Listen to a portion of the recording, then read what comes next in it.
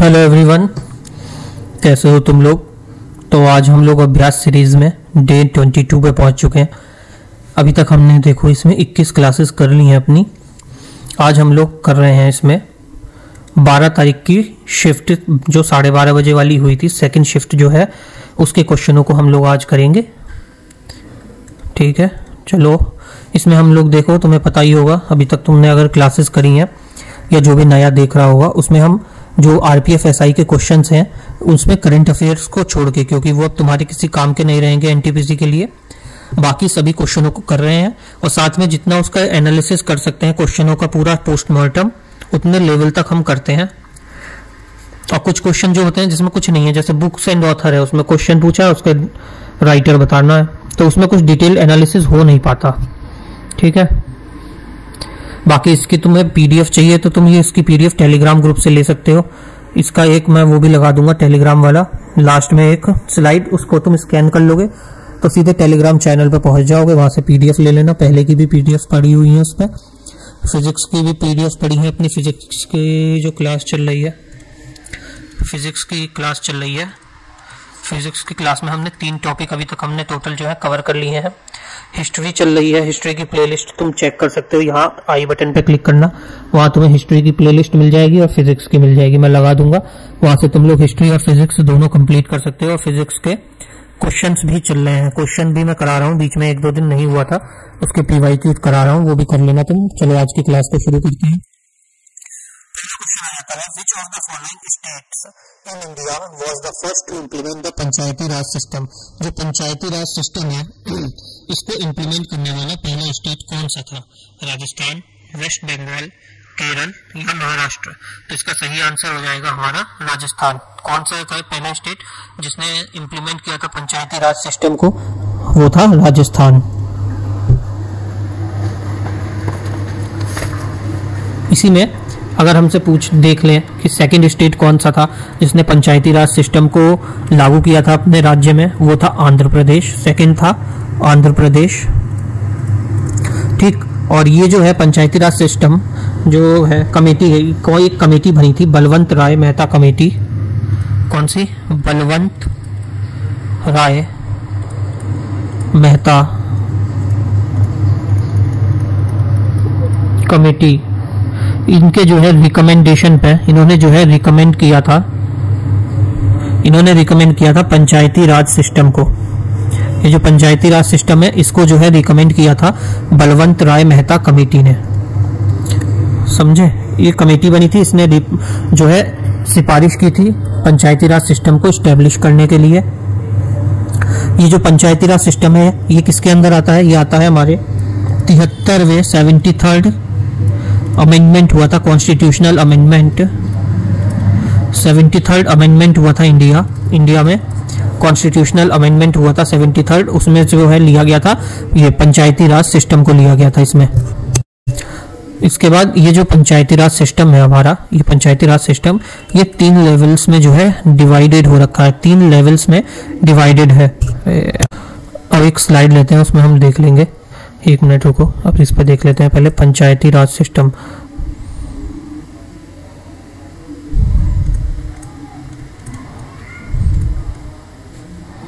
पंचायती राज का जो थी कमेटी,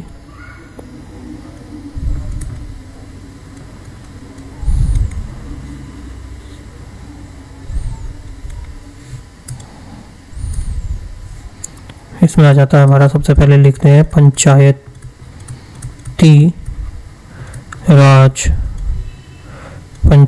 राज सिस्टम। ये पंचायती राज सिस्टम जो था हमारा ये 3 लेवल्स में जो है डिवाइडेड था, 3 लेवल्स में डिवाइडेड था। कौन कौन सी थी? सबसे पहले आ जाती थी ग्राम पंचायत,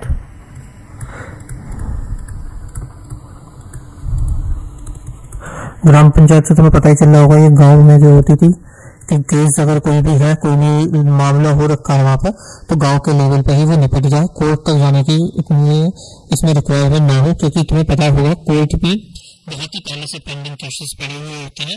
तो इसलिए ये जो है गांधी जी ने बताया था कि हर एक गांव में अपना एक ग्राम पंचायत रहेगी।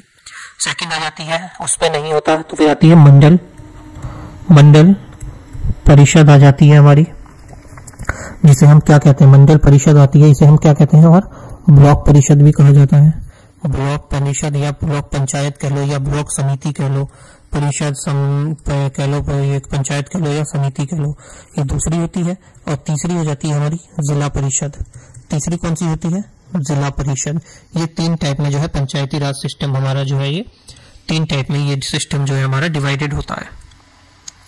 आई होप तुम्हें ये बात समझ में आ गई होगी। ठीक है, चलो नेक्स्ट क्वेश्चन पे चलते हैं अपने। क्या क्वेश्चन है अगला, पादप या प्लांट और पशु जगत के संदर्भ में कीमोटैक्सोनॉमी मुख्य रूप से किस पर केंद्रित है, ध्यान केंद्रित करता है। ये जो कीमोटैक्सोनॉमी है, ये मेन जो है किस पर जो है मेन ही टारगेट करता है, ध्यान केंद्रित करता है। ऑप्शन होंगे इसके, the classification of organism based on the morphological character, या फिर organism based on chemical composition, या माइटोकॉन्ड्रियल डीएनए, या based on the ecological roles. तो इसका सही आंसर क्या हो जाएगा, ये हो जाएगा द क्लासिफिकेशन ऑफ ऑर्गेनिज्म किस पे बेस्ड होता है, based on the chemical compositions. ठीक, एक नेक्स्ट स्लाइड लेंगे और देखेंगे हम लोग ये कीमोटैक्सोनॉमी क्या होती है।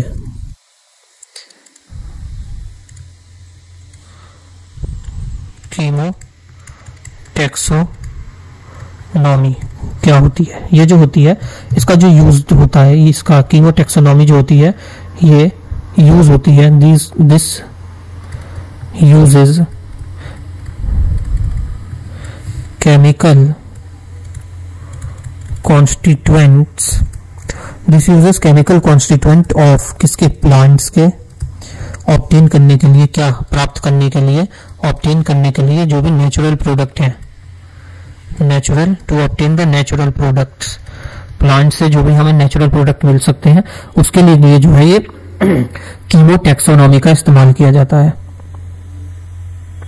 ये जो कीमोटैक्सोनॉमी होती है 3 टाइप में होती है। एक होती है हमारी प्राइमरी मेटाबोलिटीज, दूसरी होती है हमारी सेकेंडरी मेटाबोलिटीज, और तीसरी हो जाती है हमारी सीमेंटिक। अगला क्वेश्चन आ जाता है हमारा, who assume the charge as the deputy CM, deputy chief of naval staff in October 2023। जो हमारी वो जल सेना है उसके जो है डिप्टी सीएम का जो है चार्ज किसने लिया है।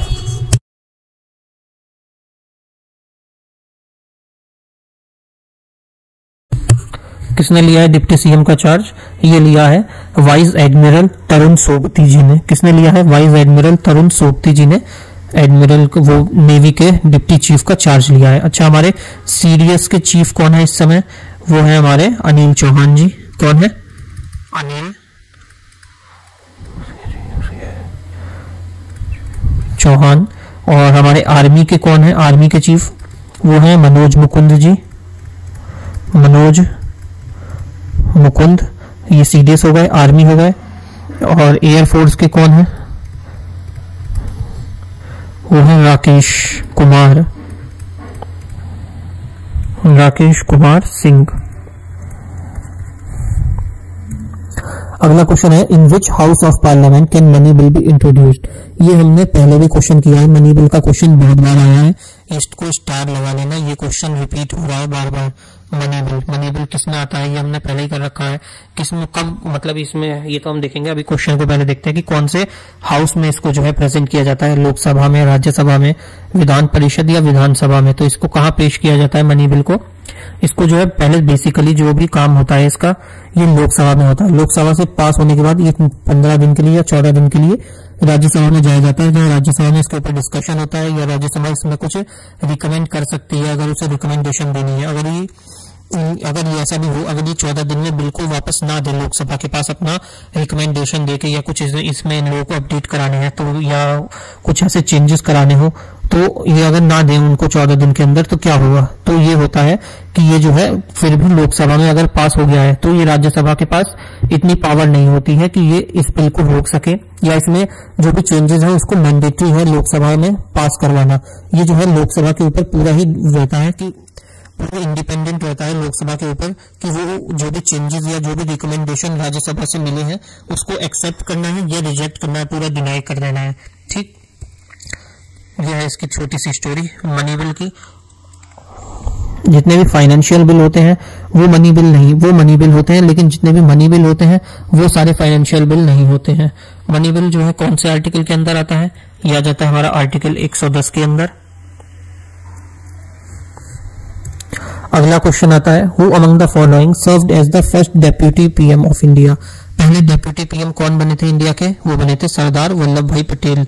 कौन बने थे, सरदार पटेल जी। ये जो है इंडियन नेशनल कांग्रेस के प्रेसिडेंट भी रहे थे। कौन से सेशन में ये प्रेसिडेंट थे, ये थे 1933 के कराची सेशन में। कराची सेशन में जो है ये आईएनसी के प्रेसिडेंट रहे हैं। और बाद में ये जो है हमारे देश के क्या बने थे, होम मिनिस्टर भी रहे हैं, होम मिनिस्टर ऑफ इंडिया। और इनको क्या कहा जाता है, सरदार पटेल जी को आयरन मैन ऑफ इंडिया।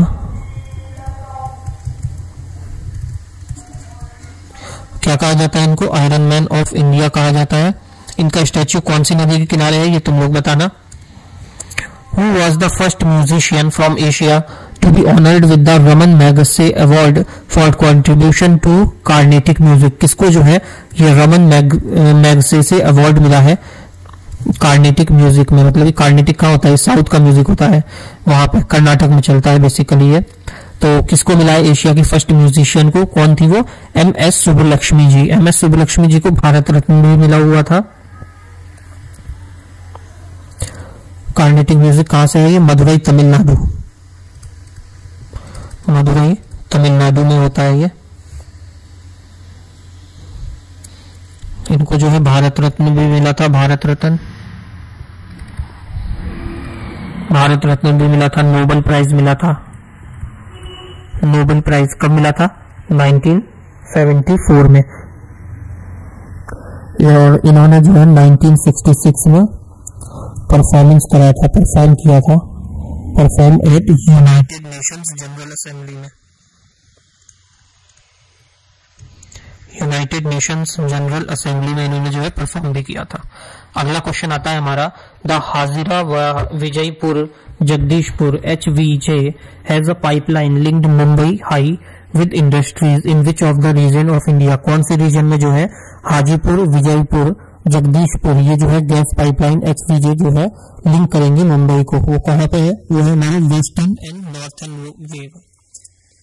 कौन सा है, वेस्टर्न और नॉर्थर्न रीजन है जहां पे ये जो है कनेक्ट करेंगे। इसकी जो कैपेसिटी है टुल क्या होता है, कैपेसिटी जो है इसकी कुल कैपेसिटी इसकी कितनी है टोटल, 18.2 MMSCMD।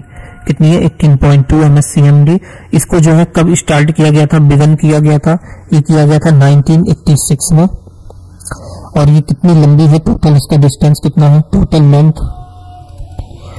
लेंथ इसकी कितनी है, ये है हमारी 700 किलोमीटर। कितनी है टोटल, 700 किलोमीटर इसकी लॉन्ग जो है डिस्टेंस है पाइपलाइन की। और ये कनेक्ट कैसे करती है, ये कनेक्ट करती है मुंबई को और basin of north and west region के। Dash is the just distribution of resources in which every Indian should be able to meet his या her basic need and inequality in the distribution of wealth should be reduced। तो इसमें क्या हो जाएगा इसका answer, equity. क्या हो जाएगा, equity. Equity is the just distribution of resources. जो भी इक्विटी होती है ये डिस्ट्रीब्यूशन होता है रिसोर्सेज का, जितने भी इंडियन है उसमें, वेल्थ में। अगला क्वेश्चन आ जाता है हमारा, 15th जो ब्रिक समिट हुई थी वो 15th brick summit unanimously decided to invite how many countries to become full member from 1st January 2024। जो 15वीं ब्रिक की समिट हुई थी इसमें जो है नए मेंबर्स कितने जो है उनको इनवाइट किया गया है, जिन्होंने ज्वाइन किया है as a full time member BRICS का 1 जनवरी 2024 में। तो टोटल मेंबर्स कितने हैं ब्रिक्स, टोटल मेंबर्स कितने हैं हमारे, वो हमारे टोटल 6 मेंबर्स। कौन कौन से हैं, अर्जेंटीना है इसमें, अर्जेंटीना हो गया, ईरान हो गया, इथियोपिया हो गया, इजिप्ट हो गया, इथियोपिया हो गया, इजिप्ट हो गया, सऊदी हो गया, और सऊदी के बाद हो गया यूएई, यूनाइटेड अरब अमीरात। और जो ये था 15th एडिशन था ब्रिक्स का। ब्रिक्स क्या है, ब्रिक्स की फुल फॉर्म क्या है, ये है ब्राजील, बी से ब्राजील, आर से रसिया, आई से इंडिया, सी से चाइना और एस से होता है हमारा साउथ अफ्रीका। इन सब देशों का एक समूह है ब्रिक्स। उनके नाम को जोड़ के जो है फर्स्ट वेस्ट लेटर से मिला के ये ब्रिक्स बना दिया गया है, ब्रिक्स। सबसे पहले जो हुआ था इसका, ये हुआ था 2009 में। पहली जो इनकी मीटिंग हुई थी 2009 में हुई थी रशिया के अंदर, रशिया में। तब इसका नाम क्या था, ब्रिक था, BRIC। तब इसमें जो है साउथ अफ्रीका शामिल नहीं हुआ था। सेकंड मीटिंग होती है इसकी 2010 में साउथ अफ्रीका में, जहां पे साउथ अफ्रीका को एज ए चीफ गेस्ट बुलाया गया था। तो भी इसका नाम जो भी था उस समय भी ब्रिक ही नाम था। लेकिन जब थर्ड मीटिंग होती है 2011 में, तो इसमें जो है ये ऑफिशियली पार्ट बन जाता है इसका, इस ऑर्गेनाइजेशन का। तब इसका नाम पड़ जाता है ब्रिक्स, 5वां नंबर हो जाता है ये। और ये हर साल जो है एक एक जगह पे इसकी जो है हर साल जो वो होती है क्या समिट होती है, वो हर साल एक एक अलग अलग जगह पे होती है। एक बार ब्राजील में होगी, फिर रशिया होगी, फिर इंडिया होगी, फिर चाइना होगी, फिर साउथ अमेरिका होगी, साउथ अफ्रीका सॉरी। तो ऐसे ही ये जो है रोटेशन में चलता है। अगला क्वेश्चन आ जाता है, with reference to Indian monsoon, who among the following established the relation between upper circulation and atmospheric condition over the Tibetan plateau? तो इसमें से कौन से with reference to Indian monsoon के रेफरेंस में किसने जो है इन ऑप्शनों में से जिन्होंने रिलेशन जो है एस्टेब्लिश किया था अपर सर्कुलेशन, एयर सर्कुलेशन के बीच में, and conditions over Tibetan plateau, और तिब्बतन प्लेट्यू के बीच की कंडीशंस के बारे में जो है रिलेशन बताया था। किसने बताया था वो थे हमारे पी कोटेश्वरम। कौन थे, पी कोटेश्वरम। इन्हें जो है पद्म भूषण मिला है। ये याद कर लेंगे, ध्यान में रखना, याद क्या करना, ताकि जब भी एग्जाम में आए तो तुम एक बार रिकॉल कर पाओ अपने माइंड में। पी कोटेश्वरम जी हैं, इन्हें पद्म भूषण कब मिला है, 1975 में। अगला क्वेश्चन आ जाता है हमारा, the traditional folk music of UP featuring soulful melodies and often perform during wedding and festive season. कौन सा होता है इसमें से, जो कि हमारे उत्तर प्रदेश का एक जो है ट्रेडिशनल फोक म्यूजिक है। कौन सा है, माइंड है, बाउल है, पनिहारी है, कजरी है। तो ये कौन सा हो जाएगा, कजरी हो जाएगा। एक बार देख लेते हैं, ये उत्तर प्रदेश में देख लेते हैं। जो हमारे यूपी है, यूपी के अंदर टोटल कितने फोक जो है म्यूजिक होता है, कितने जो है फोक म्यूजिक होता है, फोक म्यूजिक कितना है उत्तर प्रदेश के, कौन कौन से होते हैं। मतलब सबसे पहले आ जाता है हमारा, अभी हमने देखा कजरिया है। दूसरा हो जाता है सोपर, जब बच्चा पैदा होता है तब होता है ये। तीसरा हो जाएगा खरवा। चौथा हो जाएगा चयाननी। इसके बाद आ जाता है नौखा झाकड़, और फिर आ जाता है हमारा जरेवा एंड सदावज्र, और लास्ट आ जाता है हमारा बंजारा एंड नजावा लास्ट हो जाता है। अगला क्वेश्चन है हमारा, on which of the following dates the supreme court of India जो, तो ये स्टैब्लिश कब हुआ था, 22 जुलाई 1950 को, या 28 जनवरी 1950, 26 जनवरी 1950, या 15 अगस्त 1950। तो ये स्टैब्लिश हुआ था सुप्रीम कोर्ट 26 जनवरी 1950 में। कौन से आर्टिकल के अंदर आता है सुप्रीम कोर्ट, सुप्रीम कोर्ट आता है आर्टिकल नंबर 124 से लेके 147 तक। कौन से पार्ट में है ये आता है हमारे पार्ट 5 के अंदर आ जाता है। इसमें हमारे टोटल जो होते हैं, कितने होते हैं जजेस सुप्रीम कोर्ट में, जज कितने होते हैं टोटल, CGI को मिला के including CGI of India, chief justice of India को मिला के इसमें टोटल जो है 34 जजेस होते हैं। हमारे जो प्रेजेंट में चीफ जस्टिस हैं वो कौन है, धनंजय चंद्रचूड़। कौन है इस समय प्रेजेंट में, धनंजय चंद्रचूड़ है। और जो सुप्रीम कोर्ट सबसे पहले एस्टेब्लिश हुए थे, 3 हुए थे, इसमें सबसे पहले मद्रास आया था, मद्रास 1800 में।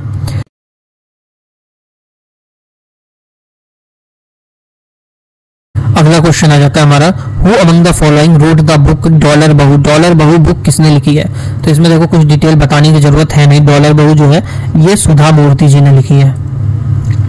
Grinson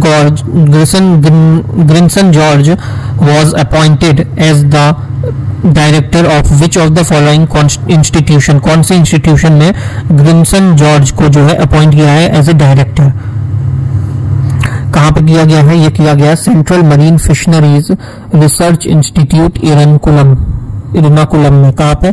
central marine fisheries institute में। Which of the following colour revolution are not correctly match? Green revolution food grain से, येलो रेवोल्यूशन जो है ऑयल सीड से है, व्हाइट रेवोल्यूशन जो है मिल्क से है, blue revolution fruit and veggies. ये ब्लू रेवोल्यूशन है जो कि फ्रूट एंड वेजीज से नहीं है, ये जो था एक्वेटिक था। समझ रहे होगे तुम, पानी से रिलेटेड है ना। ब्लू रेवोल्यूशन एक्वेटिक फिशनरीज के रिलेटेड था ये। देख लो अलग अलग जो रेवोल्यूशंस है। सबसे पहले देखो ब्लैक रेवोल्यूशन, ये जो है किससे रिलेटेड है? पेट्रोलियम से। ब्लू रेवोल्यूशन किससे है? देखो फिश प्रोडक्ट से है। तीसरा देखो ब्राउन रेवोल्यूशन है लेदर से, और लेदर का सबसे बड़ा प्रोड्यूसर कहाँ है? कानपुर में। चौथा हो गया हमारा गोल्डन रेवोल्यूशन, ये किसमें है? फ्रूट और हनी गोल्ड कलर की होती है ना। फिफ्थ आता है ग्रीन रेवोल्यूशन, फूड ग्रेन से है। ग्रे रेवोल्यूशन फर्टिलाइजर प्रोडक्शन है। फिर आता है पिंक रेवोल्यूशन, ये कहाँ है? ये अनियन प्रोडक्ट से है। फिर आता है हमारा रेड रेवोल्यूशन, ये मीट एंड टोमेटो प्रोडक्शन है। फिर आता है सिल्वर रेवोल्यूशन, ये क्या है? एग एंड पोल्ट्री प्रोडक्शन है। फिर आता है व्हाइट रेवोल्यूशन जो कि मिल्क और डेयरी का है। फिर हमारा आ जाता है येलो रेवोल्यूशन जो कि ऑयल सीड्स का है। और फिर आता है हमारा लास्ट एवरग्रीन रेवोल्यूशन जो कि ओवरऑल डेवलपमेंट के लिए है एग्रीकल्चर के। How many of the following ways of losing citizenship has been prescribed in the Citizenship Act 1955? जो हमारा सिटीजनशिप एक्ट है 1955, इसमें जो है कितने तरीके से हमारी जो है सदस्यता देश की जा सकती है? ये जा सकती है हमारी 3 तरीके से। कैसे कैसे? या तो हम स्वयं त्याग दें, इसको क्या कहते हैं? रिनाउंस कर दें हम, रिनाउंसिंग ऑफ सिटीजनशिप पहले। दूसरा, या तो हमारी समाप्ति हो गई है, हम रह रहे थे यहाँ पे और हमारी जो है टर्मिनेट हो गई है। या तीसरा जो है स्थगित कर दी गई, हमें वंचित कर दिया गया है। इसको क्या कहते हैं? डेप्रिवेशन कर दिया गया है। इन 3 तरीके से जो है हमारी भारत की नागरिकता, ये जो नागरिकता है वो चली जाएगी। अगला क्वेश्चन आता है which of the following is false about the particles of a matter? कौन सा इसमें से गलत है? Particle of matter attract each other, हाँ, तभी तो वो सॉलिड बनता है, एकदम से अपने आप को जकड़े रहता है। तो फिर particle of matter have space between them, उनके बीच में स्पेस रहता है तो वो लिक्विड रहता है, और ज्यादा स्पेस रहता है उनके बीच में तो वो गैसियस फॉर्म में हो जाता है। फिर particle of matters are continuously moving, ये भी सही है, ये भी सही है। तो गलत कौन सा है इसमें? है ये motion of any particle of matter are unaffected by external force, ये गलत है हमारा। On which document is the concept of directive principle state policies based? कहां से जो है लिया गया है हमारा डीपीएसपी? ये लिया गया है कहां से? आयरिश कॉन्स्टिट्यूशन, स्पेन से। ये जो हमारा डीपीएसपी है, ये हमारे कल की जो किसने भी अभ्यास सीरीज करी थी उसका 17th या 18th क्वेश्चन था, जिसमें जो है डीपीएसपी हमने पूरा डिटेल में पढ़ा था। और डीपीएसपी हम तो बार बार अभ्यास सीरीज में आ रहे हैं ये क्वेश्चन कि डीपीएसपी कहां से लिया गया है, कौन सी पार्ट में आता है, डीपीएसपी में कौन सा रूल आता है। अरे यार ये पेन, डीपीएसपी हमारे कब में आता है? आर्टिकल 36 से लेके 51 तक रहता है हमारा डीपीएसपी। और किस में रहता है? ये रहता है हमारे पार्ट 4 के अंदर आता है। अगला क्वेश्चन देखते हो, consider the following statement. In statement के हिसाब से देखना कौन सी गलत है सही है। इलेक्शन जो होते हैं वो हर 5 साल में होते हैं लोकसभा के और हर लेजिस्लेटिव असेंबली के, हाँ सही है। प्रेसिडेंट जो होते हैं वो डिसॉल्व मतलब कि बंद कर निष्कासित कर सकते हैं लोकसभा को इवन 5 साल के कंप्लीशन होने से पहले गवर्नमेंट के, अगर वहां के पीएम मेक सच रिकमेंडेड, अगर प्रधानमंत्री ने जो है रिकमेंड किया है प्रेसिडेंट को, तो ये भी सही है। थर्ड ऑप्शन है the council of minister automatically get dissolve due to the death और रेजिग्नेशन ऑफ पीएम, ये भी सही है। जो भी मिनिस्टर होंगे काउंसिल के वो भी जो है वो ऑटोमेटिकली खत्म हो जाएंगे अगर वहां के, अगर जिस सरकार के प्रेसिडेंट ने, प्रेसिडेंट कह रहा हूं, प्राइम मिनिस्टर ने इस्तीफा दे दिया, तो क्योंकि प्राइम मिनिस्टर जो होता है काउंसिल का हेड होता है उन सारे मिनिस्टरों का, तो अगर हेड ने ही जो है हार मान ली तो बाकी मंत्री क्या करेंगे। Last, the Lok Sabha election are conducted according to the first past the post system, ये भी सही है।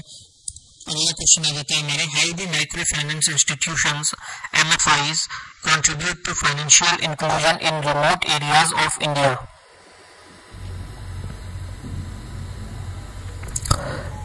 by establishing partnership with local non-government organization for outreach, या by focusing exclusively on urban micro enterprises, by relying solely on digital banking,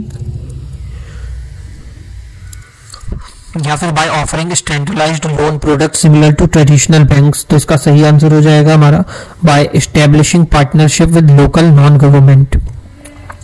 Which of the fundamental following amendment has been added to 11th fundamental duty? 11वीं fundamental duty से में से कौन सा amendment से जो है हमारी 11वीं फंडामेंटल ड्यूटी जो होती है वो ऐड करी गई है। ये तुम लोगों ने पिछली क्लास में भी देखा होगा, ये क्वेश्चन बहुत बार रिपीट हो रहा है। 11वीं ड्यूटी क्या है हमारी, जो भी 6 से 14 साल के बच्चे हैं उनको जो है मस्ट हो कि एजुकेशन दिलाई जाए, और वो एजुकेशन दिलाने की जिम्मेदारी किसकी होगी, गवर्नमेंट और पेरेंट्स दोनों की हो गई। कौन से अमेंडमेंट से है, 86वां अमेंडमेंट हुआ था 2002 में। इससे पहले जो थी टोटल 10 थी हमारी फंडामेंटल ड्यूटीज, ये 86वां अमेंडमेंट के बाद अब टोटल जो है हमारी 11 फंडामेंटल ड्यूटीज हैं। 10 फंडामेंटल ड्यूटी किसके अंदर आ जाती है, 42वां कॉन्स्टिट्यूशनल अमेंडमेंट होता है 1976 में, 1976 में। और ये जो फंडामेंटल ड्यूटीज थी हमारी, ये किसकी रिकमेंडेशन पे बनी थी, ये बनी थी स्वर्ण सिंह कमेटी की रिकमेंडेशन पे गवर्नमेंट ने बनाई थी। Which of the following state has the highest female literacy according to census 2011? लो, कल के क्वेश्चन जो हमने किया था इसकी प्रीवियस वाली इसी सीरीज का जो किया था उसका फर्स्ट क्वेश्चन था ये, और इधर देखो ये सेकंड लास्ट क्वेश्चन में आ गया तुम्हारा। कहाँ पे फीमेल लिटरेसी रेट सबसे हाईएस्ट, वो है केरल में। वहां पूछ लिया था कि पर 1000 में कहाँ पे जो है सबसे ज्यादा वुमेन है, तो वो केरल है। यहाँ सीरीज ने वुमेन्स के बारे में पूछ लिया है। नेक्स्ट क्वेश्चन है, Bhanidev second at the ruler of Jajnagar in Odisha helped Rai Rudradev of Warangal in the battle against Dash Sultan of Delhi। किसकी मदद करी थी भानुदेव जी ने, वो करी थी किसके अगेंस्ट की जो है बैटल लड़ा था, इन्होंने हेल्प करी थी रुद्रदेव वारंगल की, वो की थी गयासुद्दीन तुगलक के विरुद्ध। और ये लोग लास्ट में जो है ये मैच कह रहा हूँ, युद्ध अपना जो है ये लोग हार भी गए थे। ठीक है, ये थी आज की हमारी छोटी सी क्लास। और ये युद्ध कब हुआ था, ये हुआ था हमारा 1324 एडी में, 1324 एडी में युद्ध हुआ था। ठीक, ये हमारी आज की क्लास है। तब तक के लिए थैंक यू। चैनल को सब्सक्राइब कर लो, वीडियो को लाइक कर लो, फॉलो कर लो। अगर इसकी पीडीएफ चाहिए तो टेलीग्राम से ले लो, पीडीएफ चाहिए इसकी तो टेलीग्राम चैनल को ज्वाइन कर लो, वहां से पीडीएफ ले लो। ठीक है, अपने चैनल है तुम्हारा, इसको ज्वाइन कर लो। इसमें बाकी हम फिजिक्स की क्लास आज डालेंगे एक और, या फिर फिजिक्स के जो भी क्वेश्चन है वो कर लेंगे, और साथ में हमारा इसमें साउथ हिस्ट्री जो है उसके क्वेश्चंस को कर लेंगे। उसको डिटेल में अब मत जाओ, अब प्रीवियस ईयर लगा लो, ज्यादा टाइम तुम्हारे एग्जाम में बचा नहीं है, मुश्किल से 60 दिन बचे हैं। ठीक, मिलते हैं चलो तब तक नेक्स्ट क्लास में अपनी। तब तक के लिए जय श्री राम।